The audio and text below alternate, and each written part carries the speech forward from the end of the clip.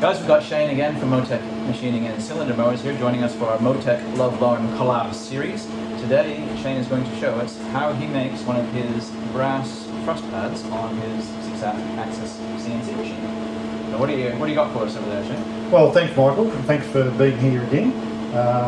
This is a great series, by the way, and we'll continue this so people can see how the stuff's made. So today, the 6-axis CNC machine is going to make our brass clutch thrust washer pad, if you like to call it that.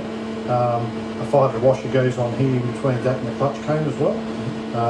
It's CNC. It's a very short program in CNC, which is quite good. Very accurate, very quick, and yeah, replaces the known plastic pad that fails and melts and all that sort of stuff. Bloody nylon ones. Yeah, but very important still to keep the clearances correct. Lubricate the clutch cones, got an opposing hole. So lubricate both those items, and your brass thrust pad will last for a long time. I don't know anybody's ever flogged one out. But these originally came to us on the solid deck machines, but there's no reason why we wouldn't want to run one on a twin rail, is there? Oh, definitely, yeah. The solids picked up quite a few brass features. So the HOC knob, the deflector screws, the brass. So no one's invented it. It came with these machines years ago. So yeah, the twin rail is exactly the same. Yeah. So it takes the same part, does exactly the same thing. So it's an enhancement for all the machines. Yeah. And this is just straight up brass that you're giving? Yeah, it's a straight up brass. The machine will turn the outside diameter first. The turret will go away. The machine will index itself. It'll come in with what we call a U-drill, which will come in and bore the hole, and then it'll bore it again to exact size. And I'm pretty fussy with how I size things, so it'll be exact size. If we do it with a drill bit, we rely on the drill longevity of the drill to drill the hole to the right diameter correctly. With the U-drill, we can use it like a boring bar. It'll drill the bulk of the hole, and we shift it very slightly to take the hole out to the exact diameter that we want. Then that'll go away, the turret will go away again. The C-axis on the main spindle will index around to a flat. Turret will spin around with a milling tool. It'll mill one flat, it'll index around, mill the other flat, index again, bore the hole, and the parting off tool will come in, do a nice little radius on the back edge, and then part it off. It'll throw it into the parts catcher, and it will appear in there, as if by magic. By magic, shall we make the magic happen? We'll make the magic happen. Magic wand. Great to watch, quite fascinating machines to watch. We'll read the program here that we've written for it in code form, which is not just CNC machine like this.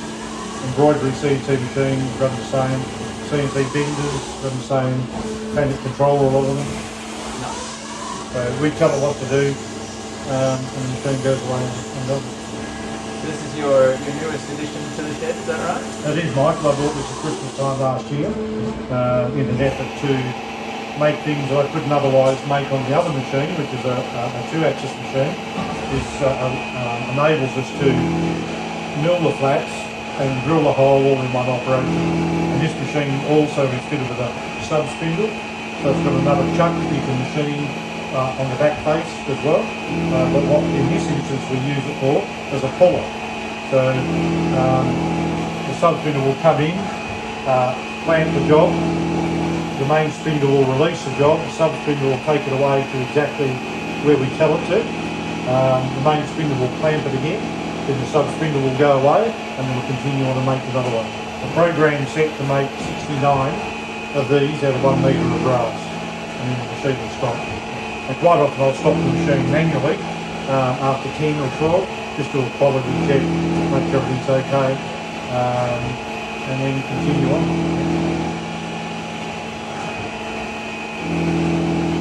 It's amazingly quiet. Yeah, the latest machines like this are very quiet. When we run the Cincinnati, we'll have to shout. Yeah, I remember that one last time. Yeah, it's 2 different controls, the panic control, and that's sort of Siemens, and Siemens are renowned for being noisy in the drives.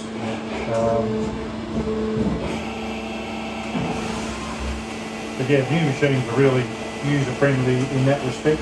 You can run them at night time, even in an environment like me. You can run them at night time and they can't be heard. Get away with it. Yeah, I wouldn't run the old one though, at night time. Trying out to press pad, I was thinking it was a pretty straightforward little thing, you know, just a ring of metal basically with two flats on it, but there's a bit to it though, isn't there? Yeah. All the setup, I guess, in terms of the program. Well, yeah, the program's 4 pages long, A4, 4 pages, to make such a simple thing. But yes, we should have a part in there. Yes, we have. And we had one from before as well. So there we have it. So that's a bit of swarf we break off, and then I'll just neatly put a radius by hand in there, take that burr off there, and that's it. Pretty shiny. Yeah. They look great. They look just like they should. Yes, they look just like they should. And a great addition, great upgrade to any 45 if someone's doing a expensive reno, or not. It's just a great, and not that costly really. No, I think $28 retail for that, and as I say, it does come with the fibre washer, so it's a complete unit ready to fit. Yeah, no, good little addition, aren't they? Yes, they are. With a peace of mind and just not having to tear down the whole top end to replace the plastic when it melts, and because people don't keep on the adjustment. So very important, keep on the adjustment, make sure there's clearance and lubricant. Very important. And like the solid decks, most of them around the place will still have the original brass thrust washer still on. It's testament, isn't it? Yeah, so that shows you how long they'll last. So you put a drop or a couple drops of oil in that hole in the clutch cone and then carry on? Every other mow. You know, I mow with a select, which is a pain in the backside because the plastic cover, which most people throw away. I can't bring myself to do that, or even take it off. So every second mow I whip the cover off, 2 drops. I use gear oil. You know, is a good compromise rather than, you can use anything, but I use gear oil, tends to clean a little better. Another good product is the chain lube. That's what I use, Yeah, the chain lube is great. Absolutely, yeah. Give my little clutch lever a little wiggle back and forth just to work it out. Another really important one that people overlook, the bolt that adjusts the clutch, where that rests on the clutch shaft, needs to be lubricated as well. A little dab of grease on that. Just between the actual head of the bolt. Yes, the end of the bolt and where it hits the lever, the handle. Very important because they get stiff and dry, or it doesn't matter, oil, whatever. I use a product from Castrol called pH white grease, which is a high anti-scuff type grease, and a little bit of it just makes that action really nice. Makes sense. Alright, cool. Thanks, Shane. Thanks for that. No worries, thank you.